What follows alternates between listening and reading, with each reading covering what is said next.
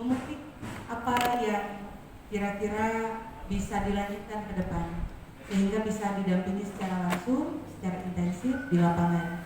Kalau hari ini kita belajar selama 5 hari, maka beliau dan tim nanti akan ada di 6 kampung seperti yang tertera di spanduk selama beberapa bulan untuk mendampingi langsung, belajar dan diskusi langsung di lapangan.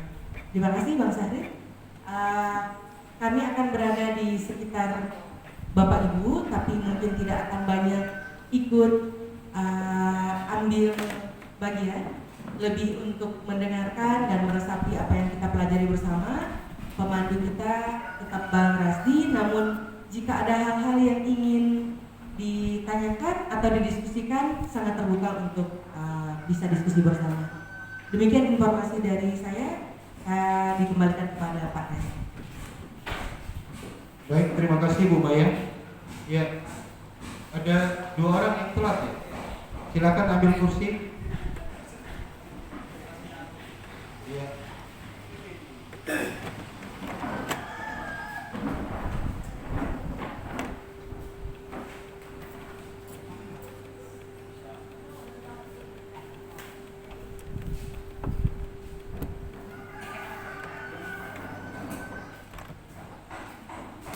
Oke, baik, saya kira kita lanjutkan ya diskusi kita hari ini. Tadi sudah perkenalan dengan Pak siapa tadi namanya? Aril. Kita uji. Tadi siapa Pak namanya?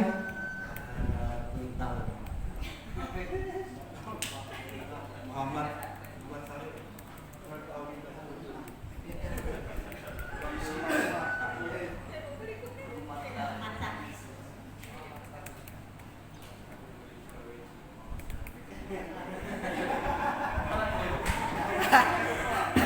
Yang telat ketahuan nyontek semua. Ya, jadi dari situ habis itu udah tahu bahwa konsentrasi kita tidak cukup bagus ya. Ya, artinya ya memang biasa lah. Kadang-kadang masih pagi itu konsentrasi kita belum full ya. Oke baik, tapi tadi Pak Syahril dari yang nanti kemudian setelah kita pelatihan ini akan banyak membantu untuk bagaimana ICS dan pasar itu ke depan, gitu ya. Seperti yang kita bicarakan kemarin, kita bicarakan tentang ICS. Nah, sebagai permulaan, ada yang mau menjelaskan apa itu ICS? Kan waktu kita tes awal kita ada pertanyaan itu ya. Apa itu ICS atau apa artinya ICS? Kemarin kita belajar itu. Mau mulai dari Pak Yusi ya. Apa itu ICS?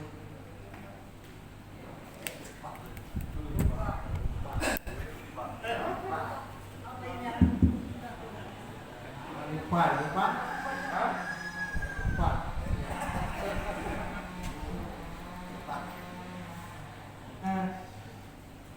Kalau nggak salah sistem pengawasan secara internal. Terus mungkin ada yang sempat diingat-ingat? Oh itu saja. Ibu Teresia. Tapi saya nggak bilang soal Ibu Teresia. Kan lupa juga soalnya pikiran ini cuma di data aja ini. Ibu aja apa? Ibu nakal.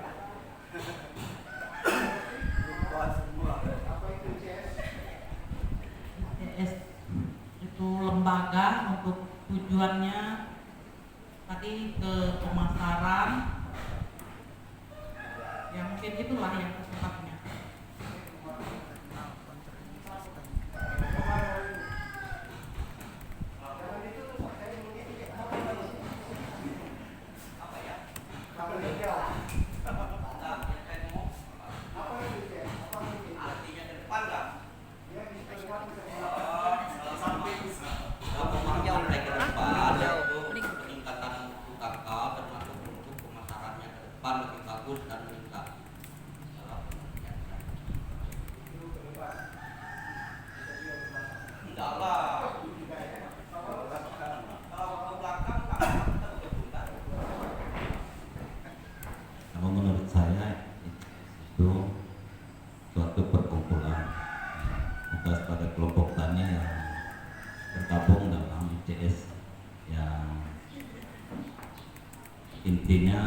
eh, internal control system ya, kita mengontrol anggota kita yang tergabung di situ, itu pengertian saya.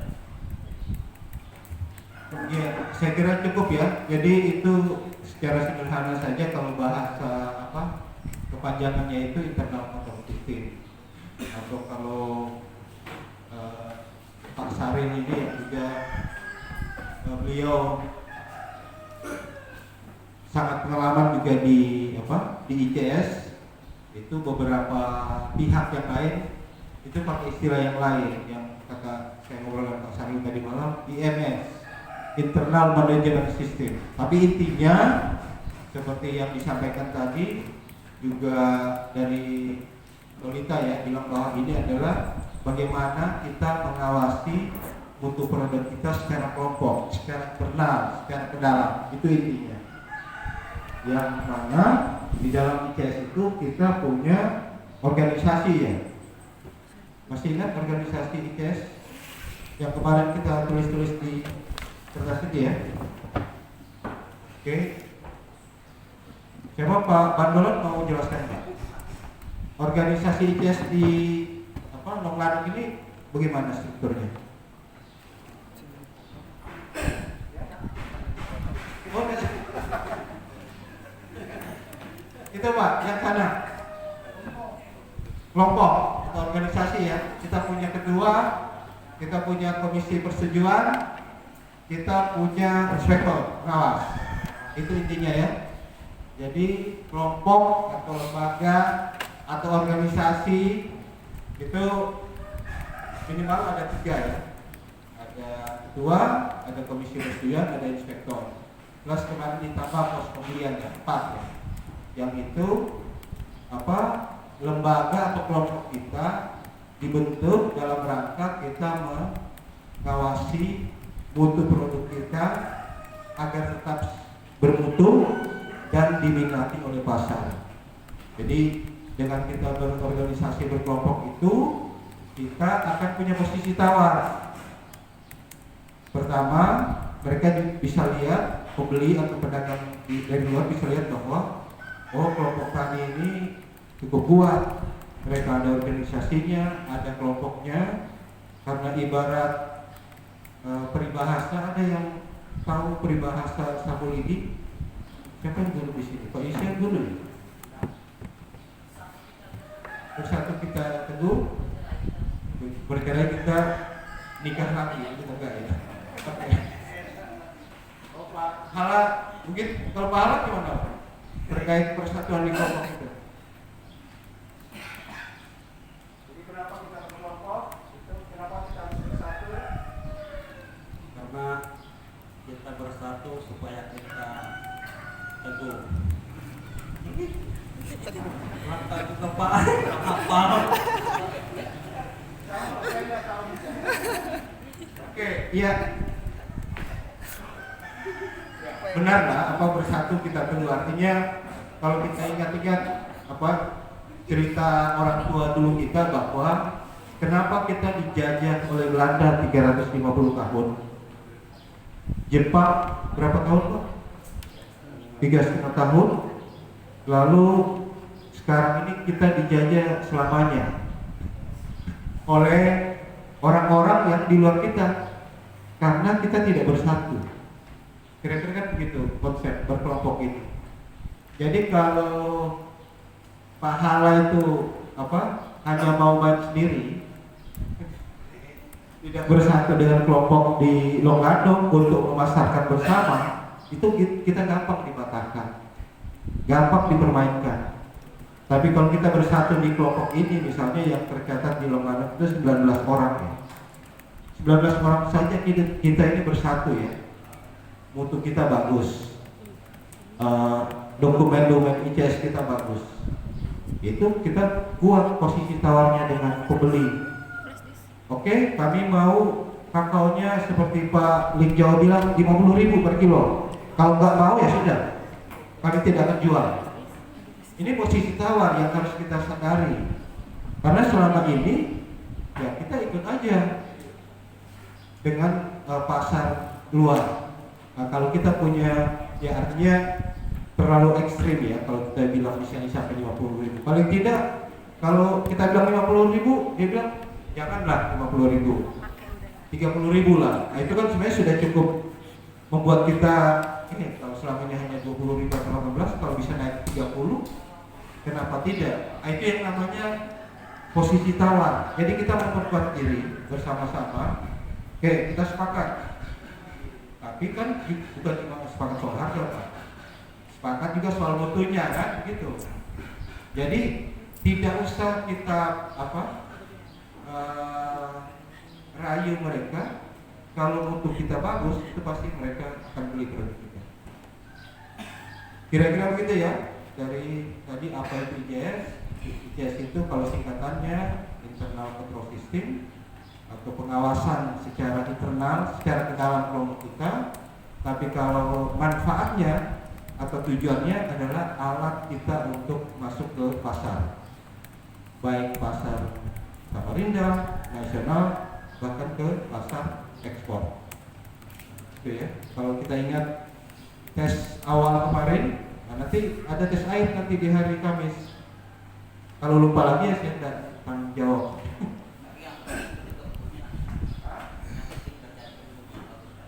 Dua-duanya Pak, dua-duanya.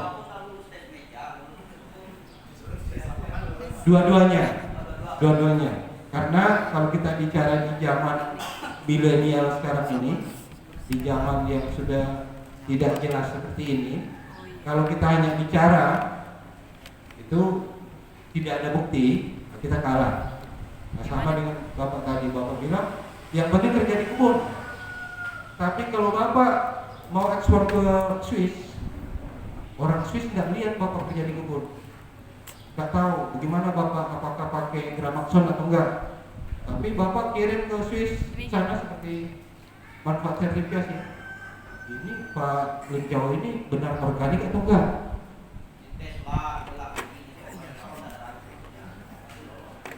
Iya, tapi itu butuh biaya besar. Ketika mereka datang ke sini dari Swiss ke Indonesia 12 jam terbang pesawat, ke Singapura, Jakarta 2-3 jam, Jakarta Berau itu sekitar 2-3 jam, Tanjung ke sini sekitar 2-3 jam, dia butuh berapa belas jam untuk datang dengan biaya kira-kira sekali jalan 20 juta. Lalu dia hanya mau beli kakao yang harganya 20.000. Ya, itu yang kita maksud dengan ICS, Pak. Itu yang kita maksud dengan ICS. Kalau kita ingat kemarin, kenapa ICS atau sertifikasi ada ini? Ya, tetapi Pak Hendrikus, Bapak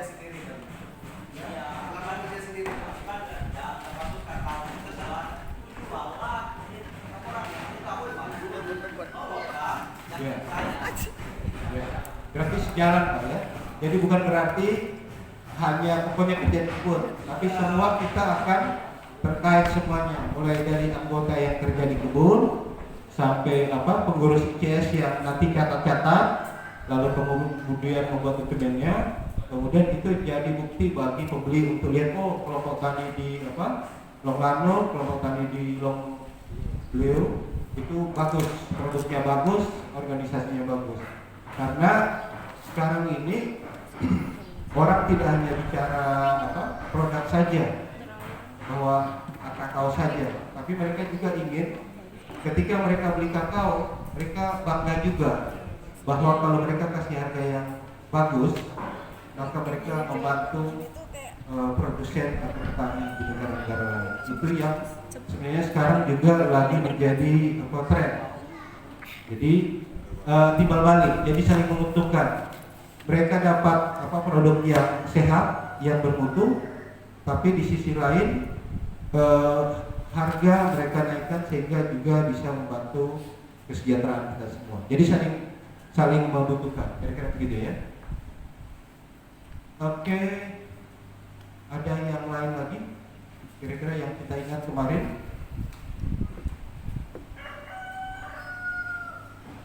Pak Oscar mau menyampaikan yang diingat kemarin apa selain yang sudah kita tadi bahas, satu apa itu ICS? Ya silakan Pak. Kemarin itu kan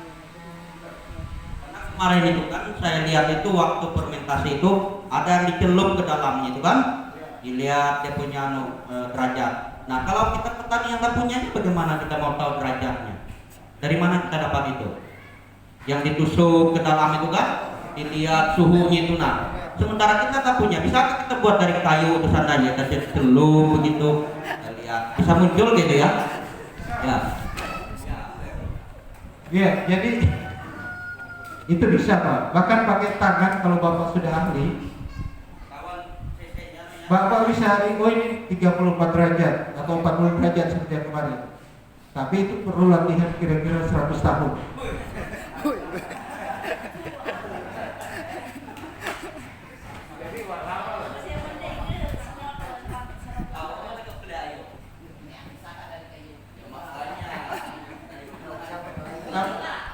Tapi ya kalau latihannya 100 tahun Pak. Tapi kalau harganya termometer kayak itu paling nggak mahal, 15.000 Pak. Itu ada yang murah. Jadi Pak ini di Tanjung ada kayaknya. Mas Tommy ini nanti bisa belikan kalau cuma 15.000. Ya, jadi intinya itu termometer ya, memang untuk mengukur suhu fermentasi supaya kita bisa kontrol. Kalau misalnya terlalu panas, misalnya itu kakaonya kita bolak-balik lagi sehingga suhunya tetap di berapa? 40 ya, 40 sampai 46 gitu ya. Karena kira-kira menurut yang sudah teliti, bakteri yang melakukan fermentasi itu akan bekerja di suhu itu kerjaannya orang sekolahan. Karena kita nggak sekolah ya kita sekolah di sini aja.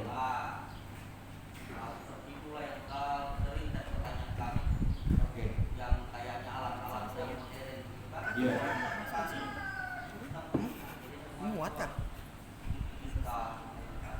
Baik, ya, ya, memang ya kita harus kritis. Jadi kalau misalnya alat-alat itu ternyata bisa terlalu mahal, kayak contoh yang ikut studi banding kemarin ya, kalau nggak salah ada yang studi banding untuk pengolahan kakao. Siapa yang ikut? Pak Lugyong ikut ya Pak? Berapa Pak alat waktu itu studi banding kemana Pak?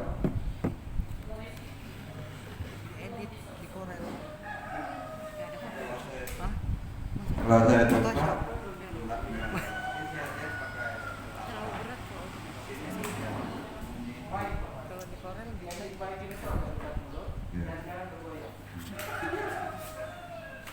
karena itu kan habis dia masuk oven itu udah sekitar 40 menit baru dituangkan lagi. Itu aja, nggak ada alat apa yang coba itu kan. Kalau harga alatnya ada ya memang nggak tahu saja. Ya, memang mahal itu. Oke, baik. Jadi memang ya kita sebagai kelompok tani atau sebagai petani juga memang banyak hal yang harus kita pikirkan. Apakah itu sesuai dengan kondisi kita di sini atau enggak? Kalau contoh alat pemisah lemak dan biji kakao kemarin itu harganya miliaran, bisa 7-8 miliar. Sampai hari ini saya belum temukan alat yang lebih murah. Kalaupun murah paling 3-5 miliar. Itu belum biaya lagi, belum lagi kita bicara listrik. Kalau di sini kan listriknya udah bagus. Di Longbliu, nggak tahu saya belum ke Longbliu. Tapi kalau di misalnya di Merasa, ke Sandayang, itu nggak kuat listriknya. Tuh mesin kayak gitu. Jadi memang secara prinsip semua alat atau hal-hal yang kita ingin bawa ke kampung kita ya kita harus kritis, harus pikirkan apakah itu memang sesuai dengan kita atau enggak. Tapi kalau cerita tentang termometer itu masih mungkin karena memang harganya murah dan ya sebesar ini begini kita bawa pun kalau yang alat 5 miliar itu 7 miliar itu mungkin biaya angkutnya aja udah berapa ratus juta sendiri ya. Baik, cukup. Silakan. Kita santai aja, yang penting kita mengerti ya apa yang kita jalani. Di sini Pak, aku mau nanya nih Pak. Mulai kemarin ini tadi ada kakao yang rusak itu. kalau kakao yang rusak itu apakah kita bisa kasih bibit untuk kami? Setiap kelompok-kelompok itu apakah kita siap bibit bagi untuk kami, bagaimana itu? Supaya ke depannya kita pikir supaya lebih semangat kami lagi. Itu. Jadi kalau ada bibit 1000 pohon, itu Bapak akan tanam di lot dulu. Kira-kira begitu. Butuhnya berapa bibit? Yang kelompok yang bentuk itu ya kita isi 500 ya, minimal itu ya. Bisa sampai 1000 bahkan ya. Oke, untuk ini Pak Tommy mau jawab? Tuan bibit kakao? Belum. Oke, harus tanya ke Pak Saril atau Pak Teguh di belakang. Ya, tapi intinya kalau soal bibit itu kan intinya ya mudah lah. Kita bibitkan sendiri pun itu mudah bagi kita, itu satu. Kalau tidak mau rumit-rumit bibitkan sendiri, kita bisa ajukan ke Dinas Perkebunan Kabupaten Berau, karena secara kepemerintahan itu sudah menjadi tugas pemerintah untuk membantu kita sebagai masyarakat, kan gitu. Yang kedua, memang sejauh yang saya tahu Kabupaten Berau ini menjadikan Berau sebagai sentra kakao, artinya sentra atau pusat produksi kakao di Kalimantan Timur. Nah, kalau dia sebagai bupati itu atau sebagai kepala dinas ngomong di mana-mana sentra kakao, petani minta bibit dia nggak bisa bantu, kan itu agak lucu, Pak. Jadi sebenarnya itu mudah saja. Yang penting menurut saya kesiapan kelompok di LOM. Buat aja rencananya dengan kelompok IKS ini, kami perlu 500 bibit kakao unggul. Kami sudah siap lahan sekian hektar. Kami sudah siap tenaga kerja, kami akan tanam. Bahwa nanti dikasih bibit dan tanam itu soal lain lagi. Kan banyak begitu, Pak. Orang bibit ada tapi ya udah kering di depan kantor desa misalnya. Nah, ini tapi intinya secara kita pribadi petani bibitkan sendiri mudah. Kan gampang itu, Pak. Pak Saril mau sharing bagaimana cara buat bibit sendiri oleh petani? Gampang, saya kira mudah lah. Kita standarnya kan kita cari buah yang sehat, yang bagus, potong ujung atas ujung bawah, ambil yang tengahnya, biji-bijinya, itu yang bagus. Itu kan ilmu pembibitan. Itu di sekolah-sekolah diajarkan begitu juga. Lembaga penelitian yang bikin bibit itu begitu cara mereka. Kita sendiri bisa melakukan itu. Itu kan Pak, aku kan ya itu masalah kami di beliau ini Pak kan agak kurang dengan kakao ini.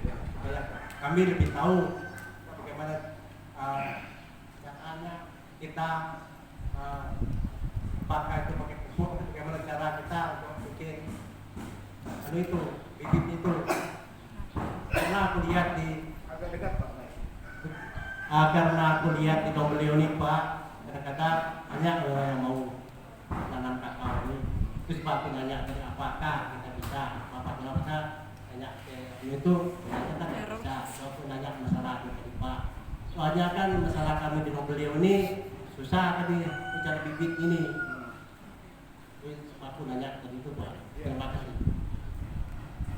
Baik, saya kira kalau yang bisa Bapak langsung lakukan itu bikin sendiri. Contoh kasus di Sidobangan ada Pak Yasin. Itu dia datang ke Nasding ya. Ada kebun bibit kakao bagus dia di situ. Dia datang minta aja 2 buah, 3 buah kakao, atau mungkin bibit kali di berapa.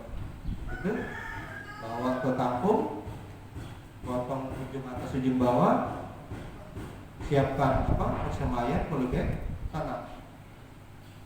Ya, ambil aja polybag isi tanah, biasanya katanya campur pasir sedikit, karena biasanya untuk tanah itu kalau awal untuk akarnya enak mudah menembus keluar itu tanahnya jangan terlalu keras. Biasanya tanah yang ada sudah tercampur kompos itu tambah pasir berapa persen gitu. Itu aja. Terus yang penting kan naungan di pemilikan itu. dia tidak boleh kena sinar matahari langsung. Ya begitulah kira-kira sederhananya. Dan saya kira banyak di sini yang sudah bisa itu. Dan itu menurut saya jauh lebih mandiri kita. Kita tidak bikin proposal lagi, nggak tunggu telepon lagi ke dinas ini gimana bantuan ini belum datang. Artinya ini membangun kemandirian kita. Yang sebenarnya kita bisa melakukan itu. Dan kalau kan katanya lebih baik tangan begini dibanding tangan begini ya. Begitu Pak Harap.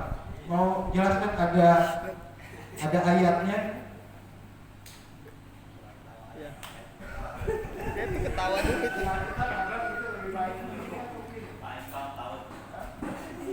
Kurang tahu juga Pak.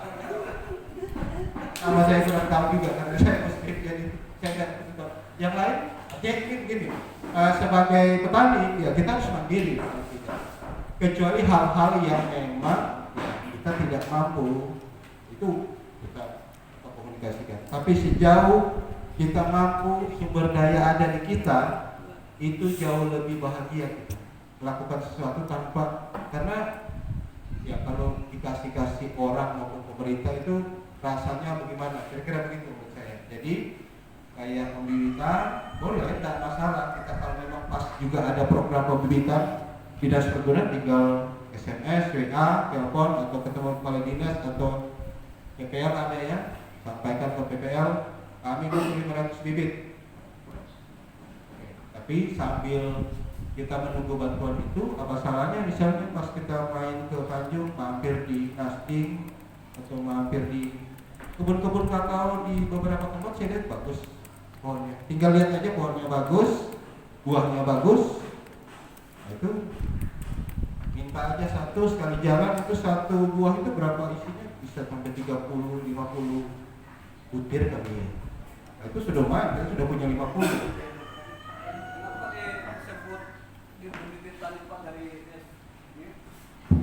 Ini Pak, kenapa sering kita disebut bibit dari S2 tahun 49? Mengapa kita di Brown kita tidak sebut S2? Sementara yang mau didamping Brown sendiri. Jadi S2 ini artinya di situ didatang dari WSD 2. Kok nama Brown tidak ada? Masa kita tidak bisa untuk membuat bibitan sendiri? Dan selama SR ini berjalan terus dari brokol daya lestari kita bisa membuat pembibitan itu Pak. Maaf bagi teman-teman yang tidak sempat ikut SL bisa tanyakan di belasan brokol atau di perkebunan langsung. Terima kasih Pak. Maksud Pak Awa sebenarnya Pak Awa bisa membuat bibit kakao ya dengan ikut SL kemarin ya. Dan pertanyaannya kenapa hanya ada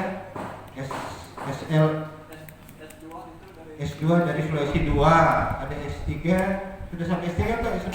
Belum ya? Belum. Pak Sarin mau nambah informasi soal SL? Tapi kan kesempatan saya bisa jelaskan. 1-2 menit. Cerita sekali. Kan sudah ahli jadi nggak perlu lama kan? Ya sebenarnya kita sama-sama belajar Pak ya, karena kan kakao itu sifatnya apa? Namanya pertanian itu bukan matematika Pak. Jadi dia akan berkembang terus. Jadi ilmu pertanian itu mungkin sekarang 2 tahun ke depan sudah ada peningkatan apa? Ada perbaikan lagi ya. Jadi kalau matematika kan dari dulu 1 tambah 1 kan 2. Dari nenek kita lahir sampai sekarang masih itu. Tapi kalau pertanian termasuk kakao itu kalau mungkin sekarang ada klon yang S1, S2. Nah, 2 tahun ke depan ada lagi yang lebih unggul. Jadi dia dinamis. Jadi pertanyaannya Pak Awa, saya kalau dikasih kesempatan. Jadi begini Pak, di dalam kakao itu Indonesia kita ada namanya kakao yang disertifikasi, artinya diakui oleh pemerintah. Jadi pemerintah mengeluarkan peraturan bahwa tidak semua jenis-jenis kakao itu bisa dibudidayakan secara ekonomi. Artinya begini, tidak bisa misalnya Pak Awa punya pembibitan, kemudian Pak Awa mengambil bibit sendiri, gitu Pak ya, dari kebunnya, kemudian menyambung, dan memperjualbelikan di masyarakat itu kita akan kena teguran oleh pemerintah karena dikhawatirkan akan ada hama dan penyakit di klon itu. Nah, kalau S1, S2 itu adalah salah satu klon jenis atau varietas jenis tanaman kakao. S1, S2 itu dia sudah disertifikasi oleh pemerintah, jadi bisa diperjualbelikan. Gitu. Jadi, tapi kalau misalnya bapak-bapak ini Pak Yusia tadi kan mau bibit Pak ya. Kalau Pak Yusia ini, saya sebenarnya juga mendorong sama yang Pak Rasid sampaikan tadi. Sebenarnya saya juga mendorong kalau bapak-bapak ini bisa mencari klon-klon unggul di kebunnya. Ya Pak. Jadi kenapa? Karena begini, kalau kita datangkan klon dari Sulawesi atau dari Jawa, itu kan kondisi tanahnya dan iklimnya tidak sama Pak ya, gitu ya. Nah, kalau di Sulawesi kan mungkin curah hujannya kurang, di sini mungkin hujan cukup bagus. Nah, kalau kita mengadopsi atau mengambil salah satu klon dari luar, kalau dia kita tanam di sini dan sesuai, alhamdulillah berarti bagus. Tapi terkadang juga kami mengambil bibit dari tempat lain, kita tanam di Sulawesi, tidak cocok karena iklimnya tidak cocok. Sama misalnya kalau manusia gitu ya, jadi kita kalau ke luar negeri pasti tidak bisa bertahan Pak, karena salju di sana. Gitu. Makanya kalau saya sih mendorong bapak-bapak kalau mau menanam kakao, cari seleksi di kebunnya mana yang unggul. Karena itu kan artinya sudah dipastikan sesuai dengan kondisi iklimnya di kebun kita kan Pak, gitu ya. Tapi kalau misalnya saya bawakan Pak ini dari Sulawesi Pak, bagus, coba tanam ke kebunnya. Nah, belum tentu sesuai, gitu Pak. Jadi kita mendorong bahwa Bapak ini nanti mencari klon. Tapi kalau misalnya Bapak sudah dapat klon di kebunnya dan bagus, itu tidak boleh diperjualbelikan Pak, karena kita kena aturan pemerintah tidak boleh memperjualbelikan bibit atau klon yang belum disertifikasi, karena Bapak kan belum disertifikasi ininya klonnya kan. Gitu. Kalau S1, S2 itu sudah disertifikasi. Itu kelebihan itu hanya itu saja Pak. Tetapi secara umum kalau saya mendorong bahwa Bapak mencari di kebunnya klon yang menurut Bapak unggul. Kemarin saya ngobrol-ngobrol dengan Pak di Muara Lesan ya. Nah itu katanya di kebunnya ada bilang Pak, di kebun saya banyak biji-biji kakao yang besar bijinya, tanaman penyakit. Sebenarnya itu salah satu karakter atau indikasi bahwa kita bisa mengambil untuk bibit unggul. Ya. Gitu. Jadi sebenarnya tugas mungkin Pak Maya tadi sudah jelaskan juga ya dengan ini. Jadi nanti mudah-mudahan nanti inilah ada dari hasil pelatihan dengan Pak Rasdin ini ada tindak lanjut untuk bagaimana seperti Bapak mau membibit gitu kan, nanti kita ada sesi khusus gitu Pak Maya ya. Jadi Pak Rasdin di sini fokus ke ICS juga Pak ya, gitu. Tapi kalau mengenai budidaya nanti kayaknya ada sisi tersendiri gitu Pak ya. Baik, terima kasih Pak Sarir. Ya, jadi kira-kira begitulah. Jadi sama. Memang baiknya memang kita gunakan di benih atau bibit lokal. Karena kalau ini Pak Sarir yang lebih ahli dulu belajar di sekolah, itu katanya 3 yang mempengaruhi produksi atau hasil tanaman kita. Yang pertama adalah tanamannya sendiri atau bibitnya sendiri, apakah bibitnya bagus atau tidak bagus. Yang kedua iklim atau udara di sekitar kita. Yang ketiga adalah tanahnya. Nah, kalau kita gunakan benih lokal kita atau bibit dari yang sudah ada di sini, ya tanahnya sudah sesuai, iklimnya, udaranya sudah sesuai, tinggal tanamannya. Nah, kalau tanamannya kita ambil di sini lebih bagus dibanding bibit unggul yang kita datangkan dari daerah lain. Gitu. Jadi sebenarnya ini prinsip dasarnya kenapa tanaman kita bagus, baik, produknya tinggi, banyak. Karena tinggal satu tanamannya sendiri bagus, bibitnya atau tanamannya. Yang kedua udara di sekitarnya. Karena kan kemudian yang ketiga tanah. Karena prinsipnya kan makanan di sini dimasak di daun, untuk masak di sini perlu udara segala macam dari sini. Kira-kira begitu. Jadi kembali ke soal bibit tadi, intinya ya memang sebaiknya. Tapi kalau memang ada, ya kita tidak menolak. Nah, tadi ini yang Pak Awa bilang ya, Sulawesi 1, Sulawesi 2. Ini memang dihasilkan di Sulawesi memang, dan melalui proses ada aturannya. Kalau kita bicara sampai ke undang-undang sistem budidaya tanaman, varietas tanaman, yaitu banyak aturannya. Dan kalau kita mau perdagangan itu pasti harus ikut aturan itu. Tapi kalau kita hanya budidaya sendiri, kasih ke teman petani yang lain, itu tidak masalah. Dan itu masih menjadi hak kita sebagai warga negara, kecuali kita bukan warga negara Indonesia. Oke, gitu ya, Pak Awad, gitu ya. Jadi ke depan kalau misalnya di sini mau ada yang namanya berau 1, berau 2, bisa aja tinggal kerjasama dengan ada dinas perkebunan, ada unit lembaganya di bawah Kemtan itu, terus Bapak urus izin untuk sebagai sertifikasi benih bibit, sudah Bapak bisa lahirkan berau atau mungkin noklanok 1,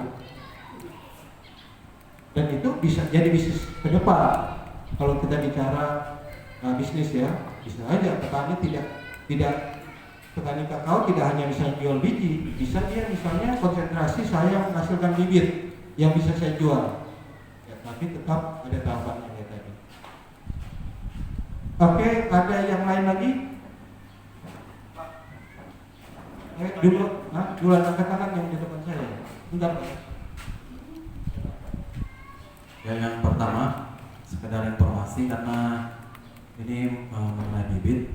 Kalau dari dinas perkebunan itu membuka lebar untuk kita jenis tanaman kelapa sawit, kemudian kelapa dalam, kakao, lada, itu menerima permintaan kita dalam bentuk proposal. Cuman itu lewat kelompok tani. Kalau untuk masalah bibit, sekedar informasi saja. Kemudian yang saya mau tanyakan, yang kemarin itu kan ada sebelum fermentasi ada pemilahan biji kakao yang bagus dengan yang rusak. Yang saya tanyakan, apakah yang bagus sudah nyata dibeli kan? Apakah yang rusak ini dibuang atau bisa dijual? Itu yang saya tanyakan.